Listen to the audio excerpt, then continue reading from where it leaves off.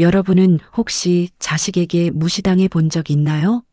평생을 가족을 위해 살았는데 어느 날 갑자기 쓸모없는 사람 취급을 받는 순간 말입니다. 오늘 제 이야기가 마음에 와닿는다면 구독과 좋아요로 응원해 주세요. 제 남은 인생 이야기에도 큰 힘이 됩니다. 저는 올해 72세 박정숙입니다. 젊을 때는 극장 의상을 만드는 무대 의상 디자이너였어요. 배우들이 입는 화려한 드레스, 사극에 나오는 정교한 한복, 뮤지컬 무대를 빛내는 반짝이는 듯. 제 손에서 탄생한 옷들이 무대 위에서 조명을 받을 때마다 가슴이 벅차올랐습니다. 그게 제 삶이었고, 제 자랑이었고, 제 전부였어요. 그런데 결혼을 하면서 저는 가위를 내려놓았습니다. 남편이 원했고, 시어머니가 바랐고, 저 역시 그게 당연한 줄 알았습니다. 아이 둘을 낳고 살림을 하고 남편 뒷바라지를 하고 시부모님 봉양을 하다 보니 어느새 수십 년이 흘러 있었어요. 거울을 보면 낯선 할머니가 서 있었습니다.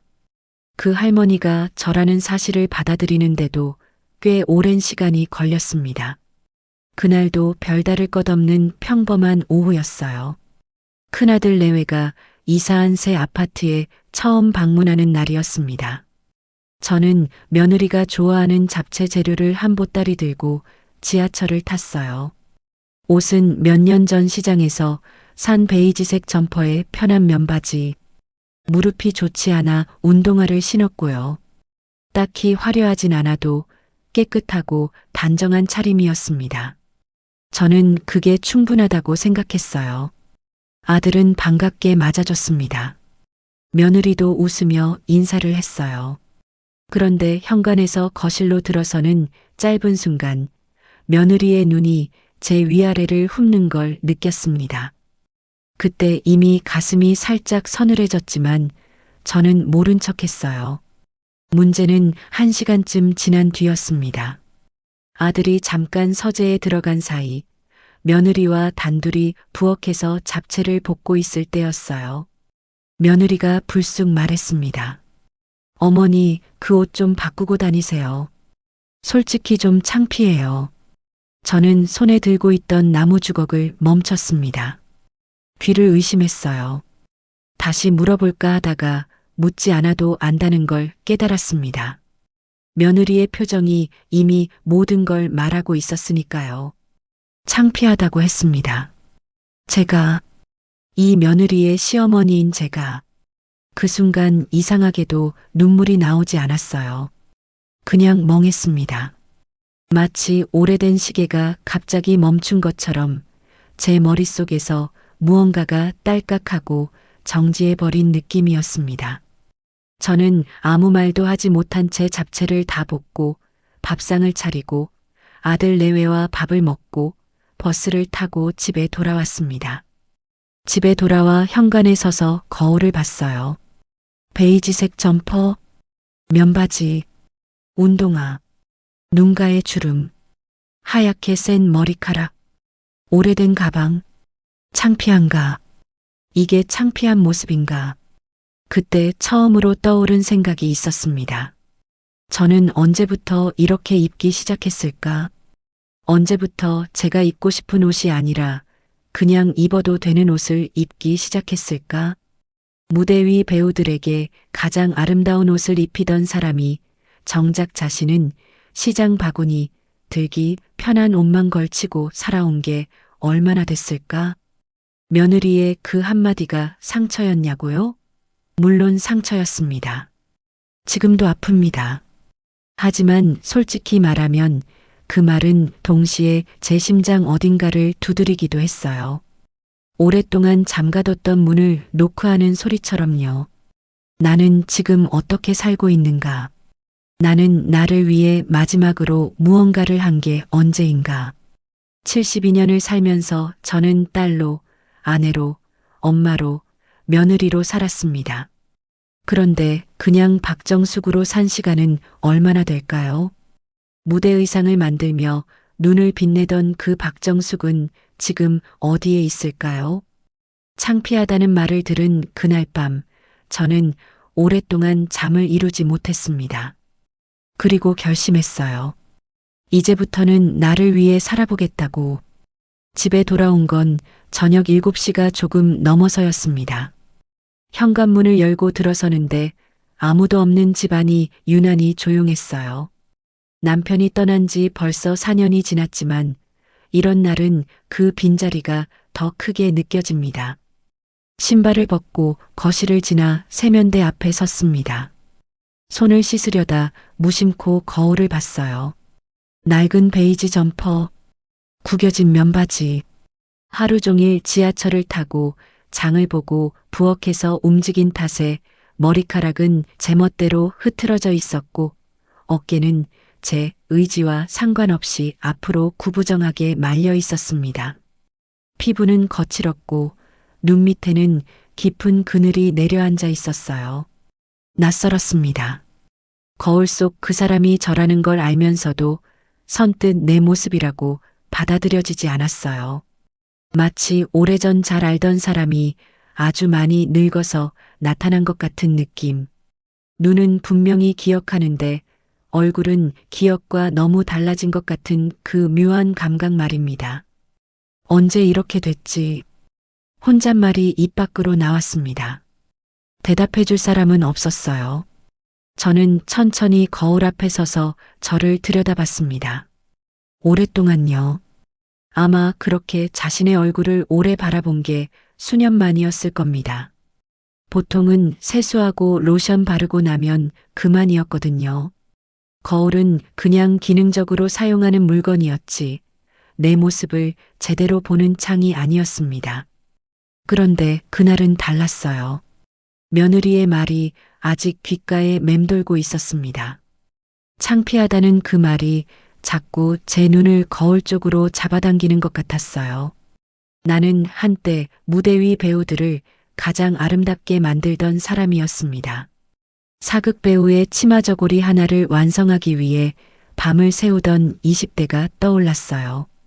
원단 고르는 데만 사흘을 썼던 적도 있었습니다. 조명 아래서 어떤 색이 살아나는지, 움직일 때 어떤 실루엣이 만들어지는지, 배우의 체형에서 어떤 부분을 살리고 어떤 부분을 감춰야 하는지, 저는 그걸 본능적으로 알았어요. 아니, 알았던 게 아니라 피나게 공부하고 경험해서 체득한 것이었죠. 그 손이 지금 마트 봉투를 들고 다니고 있었습니다. 그 눈이 지금 거울 속 구부정한 노인을 바라보고 있었고요. 갑자기 서러웠습니다. 며느리한테 서러운 게 아니었어요. 저 자신에게 서러웠습니다. 도대체 나는 언제부터 나를 이렇게 내버려뒀을까? 언제부터 편한 것만 찾고 눈에 띄지 않으려 하고 그냥 조용히 늙어가는 걸 당연하게 여겼을까? 결혼하고 처음 몇 년은 그래도 신경을 썼습니다. 머리도 다듬고 옷도 골라 입었어요. 그런데 아이들이 크고 살림이 늘고 몸이 여기저기 아프기 시작하면서 어느 순간부터 그게 사치처럼 느껴졌습니다. 나를 꾸미는데 시간과 돈을 쓰는 것이 왠지 미안한 일처럼 여겨졌어요. 가족한테도 내 자신한테도 그게 미덕인 줄 알았습니다. 자신을 낮추고 가족을 위해 사는 것. 그게 좋은 엄마이고 좋은 아내이고 좋은 며느리의 모습이라고 생각했어요. 아무도 그렇게 하라고 강요하지 않았는데 저 스스로 그 틀 안으로 걸어 들어가 문을 잠근 셈이었습니다. 거울 앞을 떠나지 못하고 서 있는데 문득 오래된 기억 하나가 떠올랐습니다. 제가 26살 때 국립극장 공연에 납품한 드레스를 무대에서 처음 봤을 때였어요. 조명을 받은 그 드레스가 얼마나 아름다웠는지 배우가 아니라 그 옷 자체가 살아 숨쉬는 것 같았습니다. 공연이 끝나고 저는 혼자 극장 복도에서 울었어요. 기쁨과 벅참과 자랑스러움이 뒤섞인 눈물이었습니다. 그 감각이 손끝에 아직 남아있을까요? 그날 밤 저는 오래도록 잠을 이루지 못했습니다. 누워서 천장을 보다가 뒤척이다가 결국 다시 일어나 부엌에서 물을 한 잔 마셨어요. 창밖에 가로등이 켜져 있었고 골목은 고요했습니다. 그리고 처음으로 이런 생각이 들었습니다. 이대로 끝낼 수는 없다.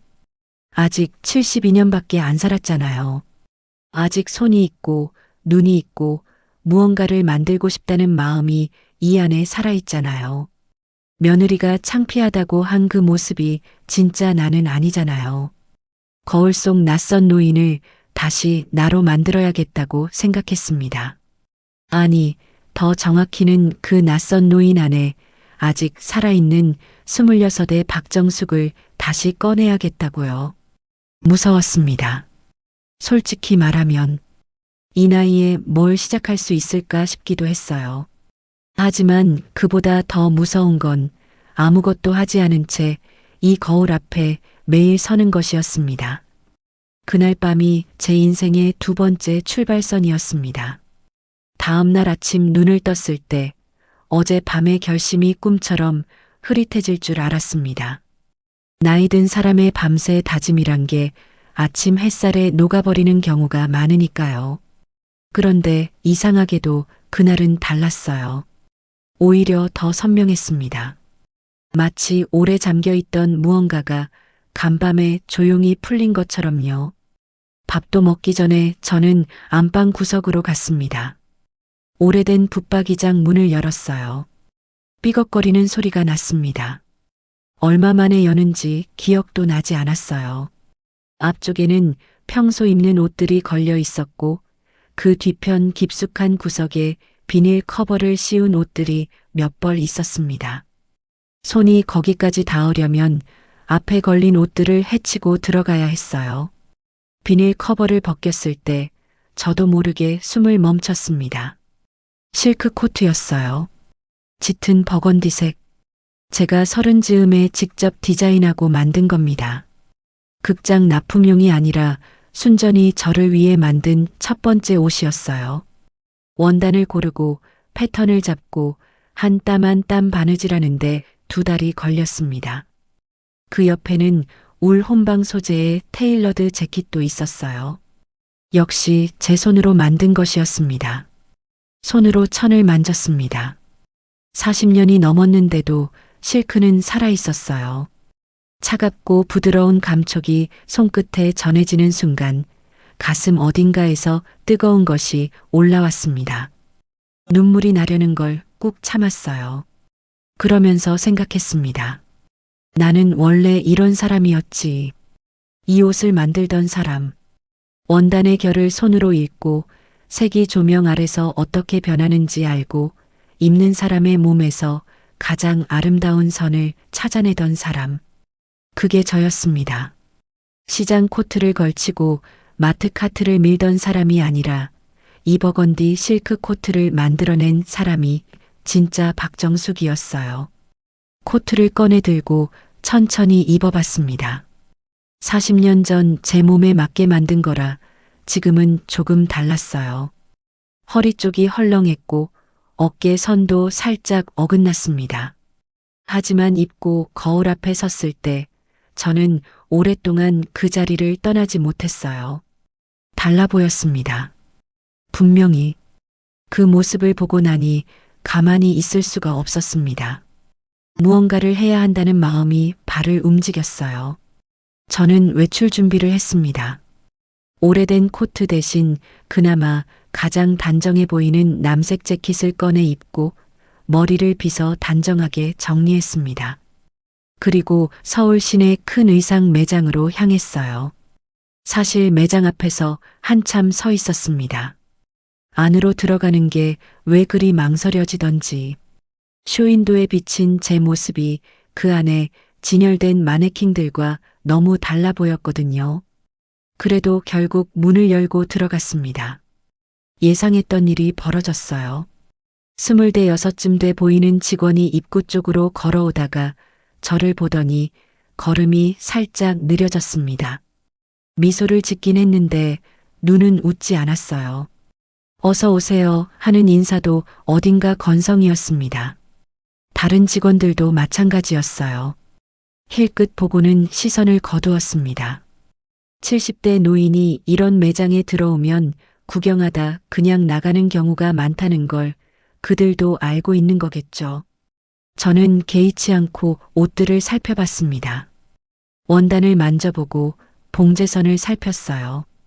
패턴의 흐름을 눈으로 짚어가며 이 옷이 어떤 의도로 만들어진 건지 읽어냈습니다. 그건 40년이 지나도 사라지지 않는 감각이었어요. 몸이 기억하는 것들이 있습니다. 한참을 보다가 무채색 계열의 롱 재킷 하나를 집어들었습니다. 직원한테 입어봐도 되냐고 물었어요. 직원이 살짝 당황한 표정을 지으며 피팅룸을 안내해줬습니다. 거울 앞에 섰습니다. 재킷을 걸치는 순간 손이 자동으로 움직였어요. 앞단을 여미고 어깨 솔기를 정확히 어깨 끝에 맞추고 소매를 살짝 걷어 손목 라인을 드러냈습니다. 허리 벨트를 뒤쪽에서 살짝 잡아당겨 실루엣을 만들고 깃을 세워 얼굴 쪽으로 시선이 오게 했어요. 오래된 습관이었습니다. 무대 의상 디자이너가 배우에게 옷을 입힐 때 하던 동작들이었죠. 피팅룸 커튼을 열고 나왔습니다.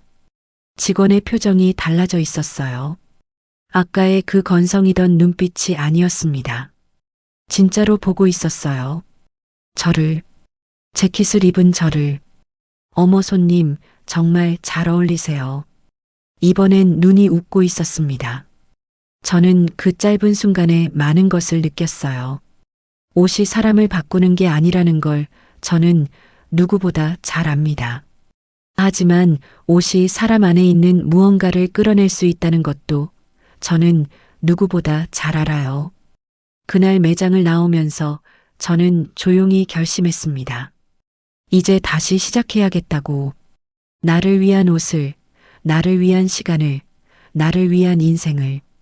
거울 앞에 서 있는 여자는 더 이상 초라한 노인이 아니었습니다. 스스로도 놀랐어요. 옷 한 벌이 뭐라고. 그냥 매장에 걸려있던 롱 재킷 하나인데 그게 뭐라고 이렇게 달라 보일 수 있을까? 하지만 달라 보인 건 옷 때문만이 아니었습니다. 제가 그 옷을 입는 방식이 달랐던 거예요.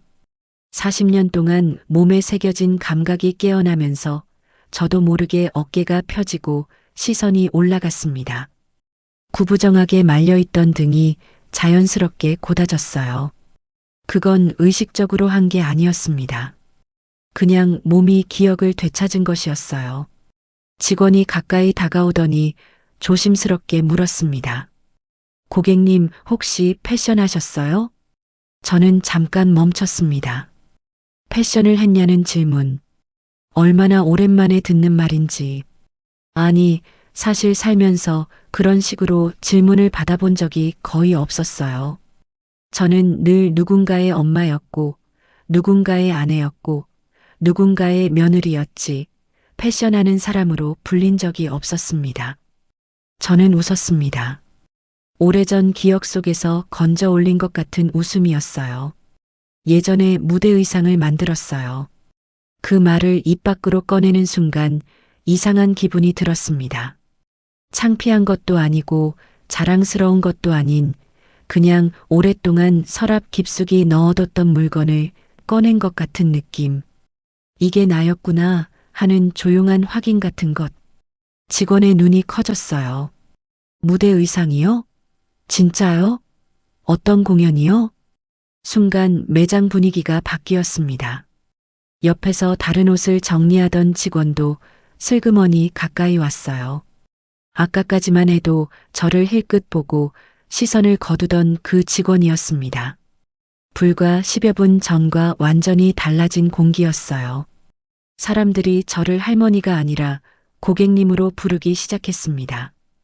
그게 별것 아닌 것 같아도 저한테는 꽤 묵직하게 다가왔어요. 세상은 참 솔직합니다. 좋게 말하면 솔직하고 나쁘게 말하면 노골적이에요. 내가 나를 어떻게 들고 다니느냐에 따라 사람들의 태도가 그렇게 빠르게 달라집니다. 몇 마디 말과 옷깃을 세우는 동작 하나로 공간 전체의 온도가 변했어요. 저는 직원의 질문에 하나씩 대답했습니다. 국립극장 공연 납품 이야기, 사극 한복을 만들던 이야기, 뮤지컬 의상 작업을 하던 이야기. 꺼내놓고 보니 생각보다 많았어요. 그동안 누가 물어본 적도 없었고, 제가 먼저 꺼낸 적도 없었던 이야기들이 이날 처음으로 공기 중에 풀려나왔습니다. 직원이 말했어요. 어쩐지 옷 입으시는 게 다르시다 했어요. 그냥 입으신 게 아니더라고요.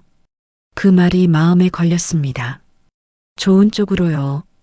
맞아요. 저는 그냥 입은 게 아니었습니다. 무대 위 배우에게 옷을 입힐 때처럼 이 옷이 저한테서 무엇을 꺼낼 수 있는지를 본능적으로 찾아서 입었어요. 그게 자연스럽게 나온 것이고 그게 사람들 눈에 보인 것이었습니다. 매장을 나오면서 저는 한참 동안 그 생각을 했어요. 사람들은 내가 나를 어떻게 대하느냐에 따라 나를 대한다는 것. 며느리가 저를 창피하다고 했을 때 저는 그 말이 며느리의 문제라고 생각했습니다.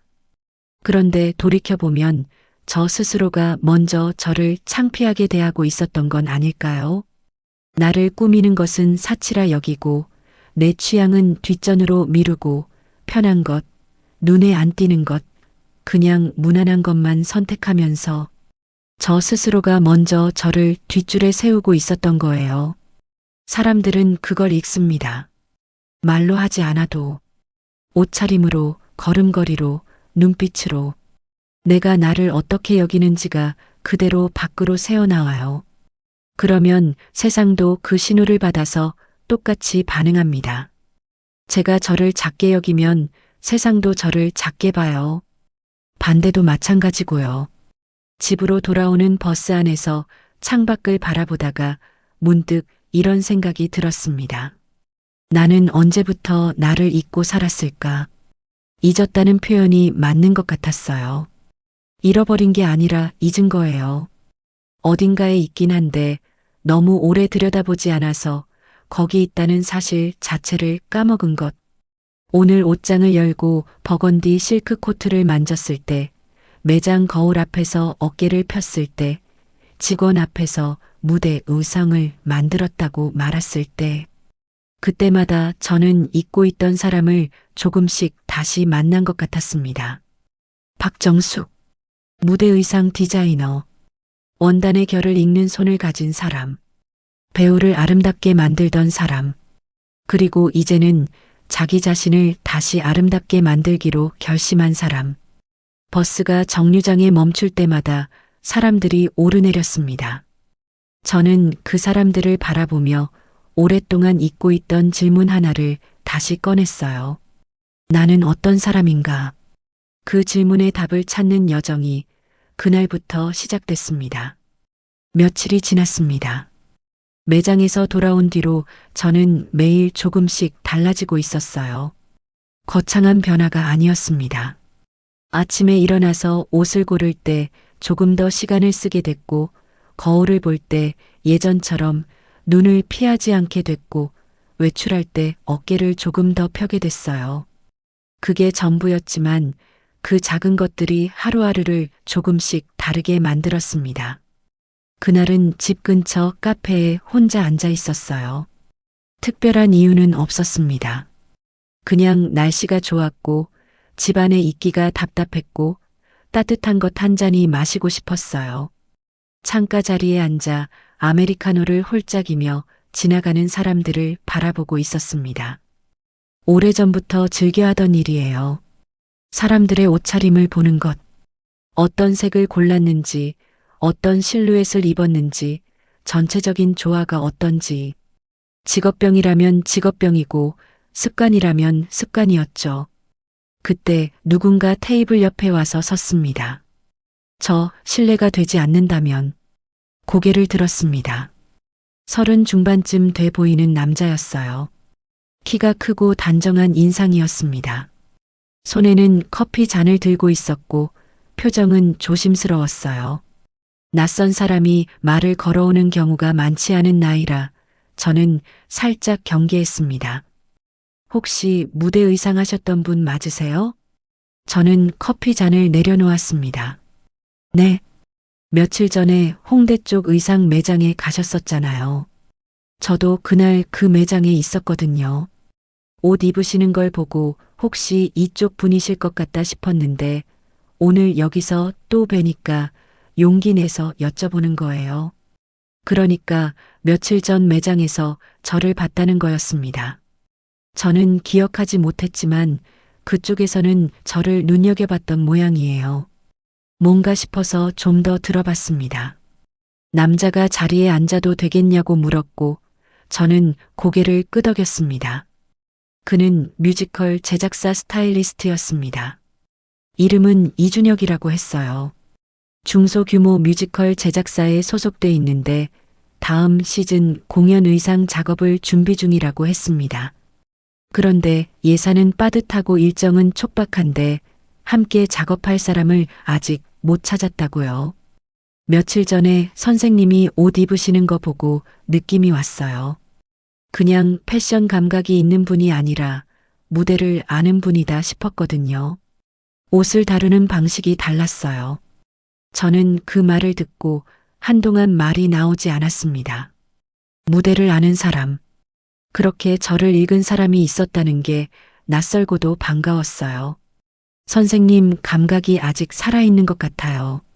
한번 도와주실 수 있을까요? 70대 노인에게 이런 제안을 하는 사람은 처음이었습니다. 저는 솔직히 말하면 그 순간 두 가지 감정이 동시에 밀려왔어요. 하나는 가슴이 두근거리는 설렘이었고 다른 하나는 차갑게 식히는 두려움이었습니다. 40년이 지났어요. 제가 마지막으로 무대 의상을 만진 게 40년 전이에요. 그 사이 세상이 얼마나 바뀌었는지, 요즘 뮤지컬이 어떤 방향으로 가는지, 지금의 제가 과연 그 현장에서 쓸모 있는 사람일 수 있는지 아무것도 자신이 없었습니다. 저는 이제 72이에요. 제가 말했습니다. 거절의 의미가 반쯤 담긴 말이었어요. 그런데 이준혁 씨는 전혀 흔들리지 않았습니다. 알고 있어요. 그래서 여쭤보는 거예요. 그 말이 이상하게 가슴에 박혔습니다. 보통은 나이를 말하면 표정이 바뀌거든요. 아, 그렇군요 하면서 한 발 물러서는 게 일반적이에요. 그런데 이 사람은 알고 있다고 했습니다. 그래서 여쭤보는 거라고 했어요. 요즘 젊은 스타일리스트들은 트렌드는 알아요. 그런데 무대를 모르는 경우가 많아요. 무대 위에서 조명을 받았을 때 옷이 어떻게 달라지는지, 배우가 움직일 때 의상이 어떤 역할을 해야 하는지, 그건 경험에서 나오는 거거든요. 선생님한테는 그게 있을 것 같아요. 저는 창밖을 봤습니다. 햇살이 유리창을 타고 들어와 테이블 위에 번지고 있었어요. 무대를 안다는 것. 조명 아래서 색이 어떻게 변하는지, 움직임 속에서 실루엣이 어떻게 살아나는지, 그건 책으로 배운 게 아니었습니다. 수십 번의 공연, 수백 벌의 의상, 수많은 밤샘 작업에서 몸으로 익힌 것이었어요. 40년이 지났어도 그 감각은 며칠 전 매장 거울 앞에서 이미 살아있다는 걸 확인했습니다. 언제까지 답을 드려야 할까요? 제 입에서 그 말이 나왔을 때 저도 살짝 놀랐습니다. 거절하려던 게 아니었나요? 그런데 몸이 먼저 움직이고 있었어요. 이준혁 씨가 환하게 웃었습니다. 그날 카페를 나오면서 저는 손이 살짝 떨리는 걸 느꼈어요. 두려움 때문이었을까요? 설렘 때문이었을까요? 아마 둘 다였을 겁니다. 하지만 분명한 건 하나였어요. 오랫동안 잠들어 있던 무언가가 깨어나고 있었습니다. 처음 작업실에 들어서던 날을 잊을 수 없습니다. 이준혁 씨가 안내해 준 곳은 마포구 쪽 낡은 건물 3층이었어요. 엘리베이터도 없었습니다. 계단을 올라가면서 무릎이 욱신거렸지만 내색하지 않았어요. 문을 열고 들어서자 원단 더미와 마네킹들이 가득한 공간이 펼쳐졌습니다. 형광등 불빛 아래 재봉틀 소리가 울렸고 어디선가 커피 냄새와 섞인 원단 냄새가 났어요. 그 냄새를 맡는 순간 심장이 한번 크게 뛰었습니다. 젊은 디자이너 셋이 작업 중이었어요. 26에서 30 초반쯤 돼 보이는 친구들이었습니다. 이준혁 씨가 소개를 해줬어요. 다들 고개를 꾸벅 숙이며 인사했는데 표정에서 솔직한 감정이 읽혔습니다. 당혹스러움 반, 호기심 반. 70대 할머니가 자문을 맡으러 왔다는 게 실감이 나지 않는 눈치였어요. 저도 알고 있었습니다. 제가 이 공간에서 이질적인 존재라는 걸. 그래서 처음에는 말을 아꼈어요. 먼저 들여다봤습니다. 진행 중인 작업물을 살펴보고 스케치를 들여다보고 원단 샘플을 만져봤습니다. 한참을 조용히 둘러보는데 젊은 디자이너 하나가 슬쩍 물었어요. 어떠세요? 저는 잠깐 생각하다가 솔직하게 말했습니다. 원단이 너무 욕심을 부리고 있어요. 무대 위에서는 단순한 게 더 강하거든요. 순간 작업실이 조용해졌습니다. 제가 틀린 말을 한 건지 맞는 말을 한 건지 스스로도 잠깐 아찔했어요. 그런데 이준혁 씨가 고개를 끄덕였습니다. 그러자 젊은 디자이너들의 표정도 조금씩 풀리기 시작했어요. 그게 시작이었습니다. 처음 두 주는 솔직히 쉽지 않았어요. 세대 차이가 분명히 있었습니다. 젊은 친구들이 쓰는 용어도 낯설었고 작업 방식도 제가 알던 것과 달랐어요. 디지털로 패턴을 잡고 태블릿으로 스케치를 하고 레퍼런스를 찾을 때는 전부 휴대폰을 들여다봤습니다. 저는 그 옆에서 종이에 선을 긋고 원단을 손으로 접어가며 입체를 확인했어요. 방식은 달랐지만 우리가 보는 방향은 같았습니다. 무대 위에서 살아있는 옷을 만드는 것. 조금씩 대화가 늘었습니다. 제가 옛날 공연 이야기를 꺼내면 젊은 친구들이 귀를 기울였어요.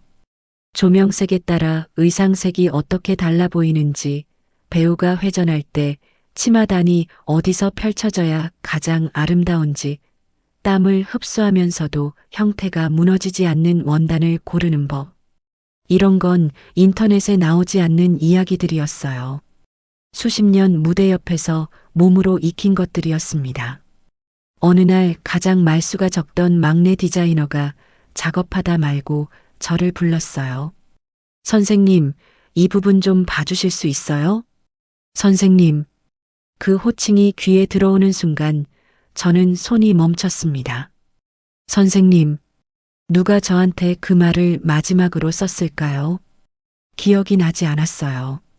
아들은 엄마라 불렀고, 며느리는 어머니라 불렀고, 동네 사람들은 그냥 아주머니 혹은 할머니라고 불렀습니다.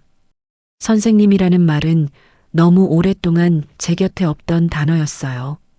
그날 이후 작업실 사람들이 저를 이렇게 불렀습니다. 정숙 선생님. 그 말 한마디가 제 인생을 다시 움직이게 만들었습니다. 우습게 들릴 수도 있어요. 고작 호칭 하나가 뭐 그리 대단하냐고. 그런데 사람이라는 게 참 그렇습니다. 어떻게 불리느냐가 자기가 어떤 사람인지를 다시 일깨워줘요.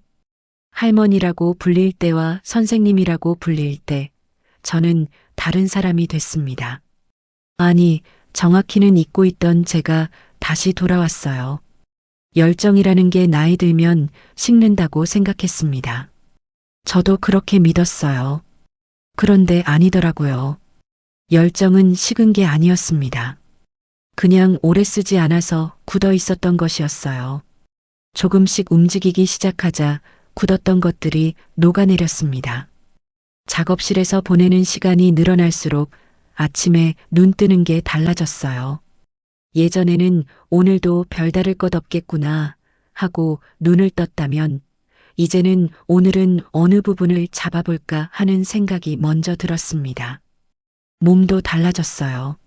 무릎이 아픈 건 여전했지만 그게 예전만큼 크게 느껴지지 않았습니다. 아플 시간이 줄었달까요? 할 것이 생기면 아픔의 부피가 작아지는 것 같았어요. 공연 날이 다가올수록 작업실은 분주해졌습니다. 저도 새벽까지 남아 작업한 날이 몇 번 있었어요. 무릎에 파스를 붙이고 의자에 앉아 원단을 손질하면서 저는 수십 년 전 그 시절을 떠올렸습니다. 그때도 이렇게 밤을 새웠어요. 그때도 이 냄새가 났고 이 소리가 났습니다. 아무것도 변하지 않았습니다. 가장 중요한 것은요. 며느리가 창피하다고 했던 그 사람이 지금 뮤지컬 무대 의상을 만들고 있었습니다. 그게 저는 조용히 좋았어요. 누군가에게 증명하고 싶어서가 아니었습니다. 그냥 저 자신에게 아직 괜찮다고 말할 수 있어서요. 정숙 선생님, 그 이름으로 불리는 한 저는 아직 살아있는 것이었습니다. 몇 달이 흘렀습니다. 봄이 왔고 공연이 올랐고 저는 그 무대를 객석에서 바라봤습니다. 제가 손질한 원단이 조명을 받아 살아 움직이는 걸 보던 그 순간 눈물이 날 것 같았지만 참았어요. 다 끝나고 작업실 식구들과 밥을 먹으면서야 조용히 눈가를 훔쳤습니다. 아무도 못 본 척 해줬어요. 고마운 사람들이었습니다. 그리고 저는 결심했습니다. 아들 집에 다시 가야겠다고. 사실 그동안 발길이 선뜻 내키지 않았어요. 며느리의 그 말이 아직 어딘가에 남아 있었습니다. 창피하다는 말. 상처는 시간이 지나면 아물지만 흉터는 남거든요. 아물었다고 해서 없어진 건 아닙니다. 그래도 가야 한다고 생각했어요. 피하는 것과 이겨내는 것은 다르니까요. 가기 전에 저는 꼼꼼하게 준비했습니다. 옷장을 열고 오래 들여다봤어요. 이번엔 그냥 단정한 걸로 고르는 게 아니었습니다. 제가 좋아하는 것, 제가 아름답다고 생각하는 것을 골랐어요. 짙은 카멜색 울 코트였습니다. 작업실 근처 매장에서 며칠 전에 산 거였어요. 이준혁 씨가 옆에서 잘 어울린다고 했던 옷이었습니다. 안에는 단순한 크림색 니트를 받쳐 입었고 바지는 깔끔하게 핏이 떨어지는 짙은 감색으로 골랐어요. 머리는 미용실에 가서 다듬었습니다. 하얗게 센 머리카락을 굳이 염색하지 않았어요. 흰 머리가 부끄러운 게 아니라는 걸 이제는 압니다. 잘 정리된 흰 머리는 그 자체로 품위가 있어요. 미용사가 손질을 마치고 나서 거울을 보여줬을 때 저는 고개를 끄덕였습니다. 충분했어요. 지하철을 타고 가는 내내 마음을 다잡았습니다. 잘 보이러 가는 게 아니었어요. 증명하러 가는 것도 아니었습니다. 그냥 저로서 가는 것이었어요. 달라진 저, 다시 찾은 저, 정숙 선생님으로 불리는 저로서 아들 집 앞에 섰습니다. 초인종을 눌렀어요. 문이 열렸습니다. 며느리였어요. 그런데 문을 열자마자 며느리가 말을 잃었습니다. 그게 느껴졌어요. 반초, 어쩌면 1초쯤 됐을까요? 문을 잡은 채로 그냥 저를 바라봤습니다. 아무 말도 나오지 않는 표정이었어요. 저는 먼저 웃었습니다. 왔어요. 그제야 며느리가 정신을 차리는 것 같았어요. 그리고 말했습니다. 어머니 너무 멋지세요. 꾸며낸 말이 아니었습니다. 진심으로 놀란 사람의 목소리였어요. 저는 그 말을 담담하게 받았습니다. 감사하다고 했어요. 몇 달 전이었다면 그 말에 눈물이 났을지도 모릅니다. 하지만 이제 저는 며느리의 말에 흔들리지 않아도 됐어요. 칭찬을 받아서가 아니라 이미 제 안에서 제가 저를 인정하고 있었기 때문입니다. 거실에 들어서자 손주가 뛰어나왔습니다. 7살 된 녀석이에요. 손주가 저를 보더니 달려오다가 딱 멈췄습니다. 그리고 위아래를 한번 훑어보더니 제 손을 꼭 잡고 말했어요. 우리 할머니 배우 같아요. 그 말에 저는 그만 웃음이 터졌습니다. 배우 같다니. 평생 배우들에게 옷을 입히던 사람이 이제 배우 같다는 말을 듣다니. 이 어린 것이 저한테 이렇게 큰 선물을 줄 줄은 몰랐어요. 손주를 꼭 안아줬습니다. 작고 따뜻한 몸이었어요. 아들은 부엌에서 나오고 있었습니다. 저와 눈이 마주쳤어요. 아들의 얼굴에 여러 감정이 스쳐 지나가는 게 보였습니다. 놀라움, 반가움, 그리고 뭔가 복잡한 것. 아들은 저를 보며 환하게 웃으려다가 웃음이 완성되기 직전에 멈췄어요. 그리고 천천히 고개를 숙였습니다. 엄마 그때 미안했어요. 그때 우리 둘 다 알고 있었습니다. 그때가 언제인지 며느리가 창피하다고 했던 그날 아들은 서재에 있었지만 어느 정도는 알고 있었을 거예요. 나중에 들었을 수도 있고 눈치챘을 수도 있습니다. 그런데 그동안 아무 말도 하지 않았어요. 아들도 그게 마음에 걸렸던 모양이었습니다. 저는 잠깐 아들을 바라봤습니다. 사과를 받아야 풀리는 응어리가 있고 사과 없이도 이미 풀린 것들이 있어요. 솔직히 말하면 저는 이미 많이 풀려 있었습니다. 며느리한테도 아들한테도 그 사람들이 나빠서 상처를 준 게 아니었어요. 제가 저를 너무 오래 내버려뒀기 때문에 세상이 저를 그렇게 봤던 것이었습니다. 그걸 이제는 알았어요. 됐어요.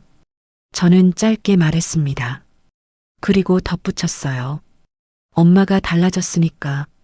아들이 눈시울이 붉어지는 걸 감추려고 천장을 봤습니다. 저는 모른 척 했어요. 밥 먹자고 했습니다. 손주가 신이 나서 식탁 쪽으로 뛰어갔고 며느리가 부엌으로 들어갔어요. 아들이 제 옆에 나란히 걸으며 조용히 말했습니다. 엄마, 진짜 멋있어. 저는 대답하지 않고 그냥 걸었어요. 그것으로 충분했습니다. 아니, 충분한 정도가 아니었어요. 그 짧은 저녁이 지난 몇 달의 시간을 다 보상해 주는 것 같았습니다. 창피하다는 말을 들었던 그 부엌에서 이제 우리는 함께 밥을 먹었습니다. 달라진 건 제 코트가 아니었어요. 저였습니다. 그리고 제가 달라지자 이 공간의 모든 것이 달라졌어요. 밥을 먹는 내내 손주가 제 옆에 딱 붙어 앉아 있었습니다. 그게 제일 좋았어요. 아들 집을 나선 건 저녁 9시가 조금 넘어서였습니다. 현관에서 손주가 또 올 거냐고 물었어요. 다음에 또 온다고 했더니 그럼 그때 같이 그림 그리자고 했습니다.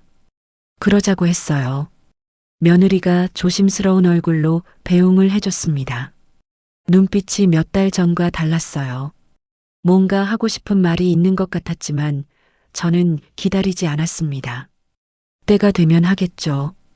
저도 서두르지 않기로 했어요. 엘리베이터를 타고 내려와 아파트 단지를 걸어 나왔습니다. 밤 공기가 차가웠어요. 카멜색 코트 깃을 여미면서 걸었습니다. 가로등이 켜진 골목을 지나 큰 길로 나오는데 문득 발이 멈췄습니다. 왜 멈췄는지 처음엔 몰랐어요. 그냥 멈춰졌습니다. 고개를 들었습니다. 하늘이었어요. 도시의 밤하늘이라 별은 많지 않았지만 그래도 몇 개가 보였습니다. 차가운 공기 속에서 하늘은 짙고 선명했어요. 저는 한동안 그걸 바라봤습니다. 언제 마지막으로 이렇게 하늘을 올려다봤을까요? 기억이 나지 않았어요. 땅만 보고 걷는 습관이 언제부터 생긴 건지도 몰랐습니다. 사람들은 말합니다. 나이가 들면 인생이 끝난다고. 저도 그렇게 생각했던 것 같아요. 어느 순간부터 새로운 것을 시작하는 게 저와 상관없는 일처럼 여겨졌습니다. 뭔가를 배우거나 도전하거나 꿈을 꾸는 것, 그런 건 젊은 사람들의 몫이라고요. 저는 그냥 조용히 주어진 날들을 살면 된다고 생각했어요. 욕심내지 않고, 튀지 않고, 눈에 띄지 않게. 그게 나이 든 사람의 올바른 태도인 줄 알았습니다. 그런데 아니었어요. 그건 올바른 태도가 아니라 그냥 포기였습니다. 우아하게 포장된 포기. 겸손한 척하면서 사실은 더 이상 상처받기 싫어서, 더 이상 실패하기 싫어서, 그냥 조용히 물러나 있던 것이었어요. 저는 나이를 핑계로 삼았습니다. 나이 때문에 못하는 게 아니었는데 나이 때문이라고 말하면 아무도 뭐라 하지 않으니까요. 하지만 이제 압니다. 인생은 포기하는 순간 끝나는 것이지 나이가 끝내는 게 아니라는 것을. 며느리의 한마디가 저를 무너뜨릴 뻔했습니다. 그런데 결과적으로는 그 말이 저를 깨웠어요. 아프지 않았다면 눈을 뜨지 않았을 거예요. 그러니 그 상처도 결국 제 인생의 일부였습니다.